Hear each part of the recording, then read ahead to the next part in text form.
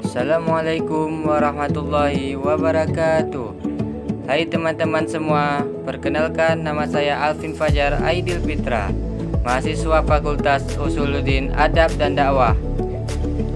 Kali ini saya akan membahas tema kontribusi ulama untuk keilmuan perusahaan.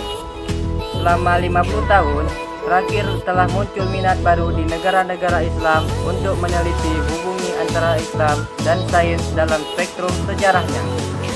Setelah memperoleh kemerdekaan, sebagian besar negara Islam telah berjuang untuk menerima kepercayaan agama mereka dan konsep Barat tentang sains dan pendidikan. Sistem pendidikan yang diadopsi oleh sebagian besar negara Islam didasarkan pada apa yang disebut pendidikan Barat sekuler. Akibatnya, dikotomi budaya diamati dalam masyarakat mereka antara pendidikan Islam tradisional di satu sisi terbatas pada kelompok agama dan pendidikan Barat sekuler di sekolah arus utama, perguruan tinggi dan universitas.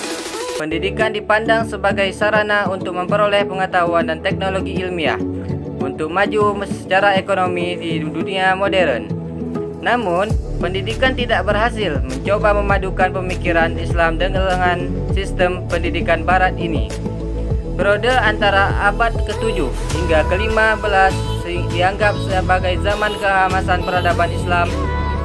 Selama periode ini akan penekanan besar pada pencarian pengetahuan. Akibatnya ada individu-individu yang menjalani kehidupan yang dipelajari dan saleh seperti Ibnu Sina, Al-Khawarizmi, dan Biruni, yang selain berprestasi dalam studi teks-teks agama juga unggul dalam matematika, geografi, astronomi, fisika, kimia, dan kedokteran. Saat ini dalam Islam bukan hanya seperangkat keyakinan agama, tetapi seperangkat gagasan, etika, dan cita-cita yang mencakup semua aspek kehidupan manusia. Hal ini mengakibatkan terbentuknya peradaban Islam. Dengan demikian, kekuatan pendorong peradaban ini adalah keyakinan Islamnya. Digunakan di sini baik dalam arti spiritual maupun temporal, dan bahasanya adalah bahasa Arab. Sementara kemajuan ilmu pengetahuan di Eropa terhambat selama zaman kegelapan, ilmu pengetahuan berkembang di zaman keemasan Islam.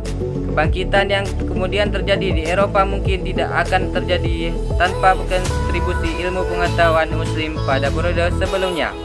Hal ini diakui oleh Sarton yang menulis dari paruh kedua kegelapan hingga akhir abad ke-11. Bahasa Arab adalah bahasa ilmiah, bahasa progresif umat manusia.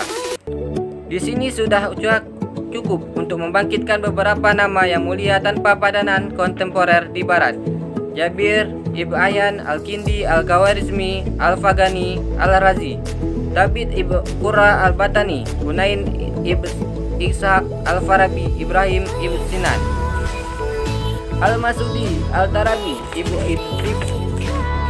Al-Tarabi, Abu An-Wafa, Ali Ibn Abbas, Abu Qasim, Ibn Al-Jazar, Al-Biruni, Ibn Sina, Ibn Sunus, Al-Qarqi, Ibn Al-Haytam, Ali Ibn Isa, Al-Ghazali, Al-Zarqali, Umar Khayyam. Banyak cendekiawan Muslim di zaman keemasan Islam mempelajari alam dalam konteks Al-Quran. Quran menggambarkan hubungan antara alam dan manusia, dan ini mengalami para sarjana Muslim untuk mempelajari fenomena alam, untuk memahami Allah.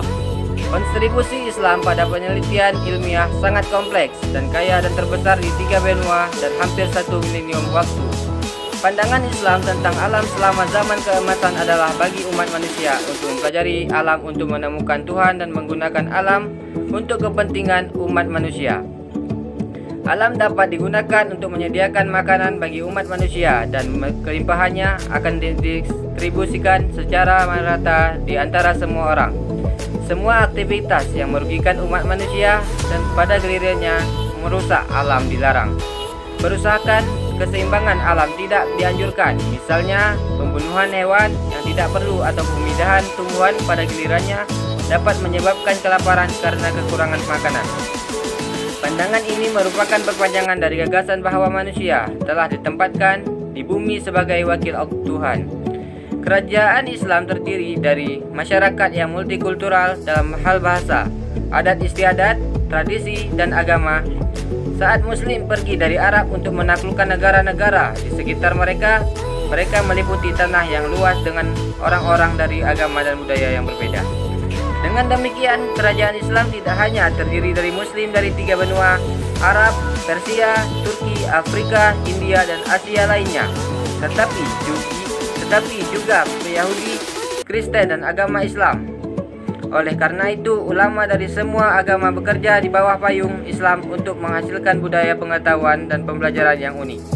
Dalam paragraf berikutnya, setiap bidang ilmu utama yang diketahui dipertimbangkan dan diperiksa atas kontribusi yang dibuat oleh para sarjana dari dunia Islam.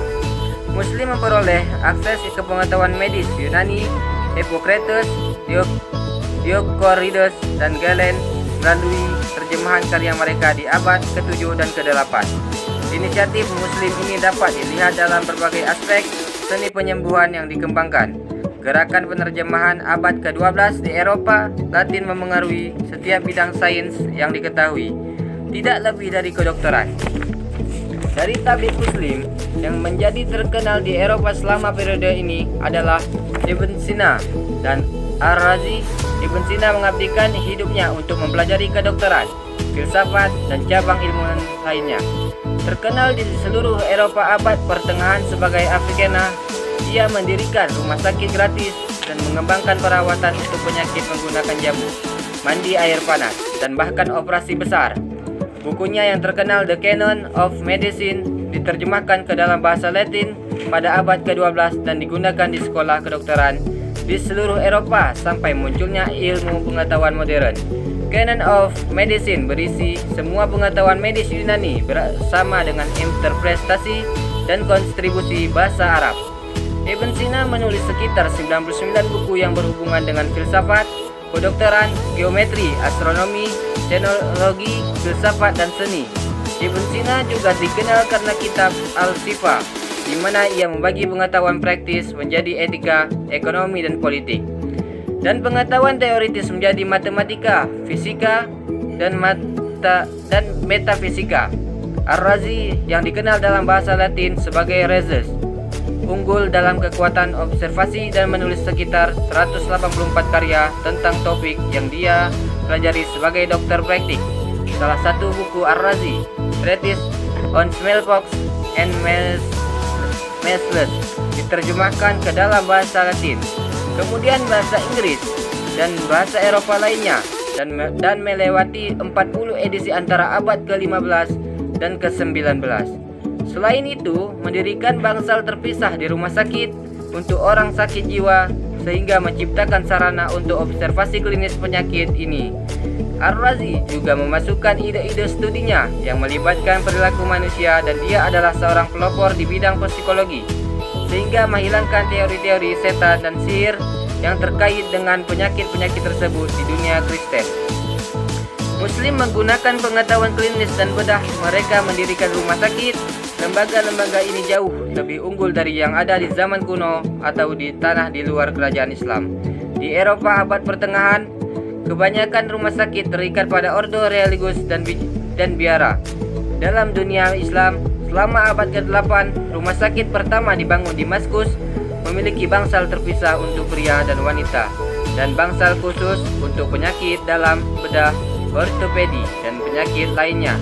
Rumah sakit ini menjadi model untuk rumah sakit seperti yang kita kenal sekarang.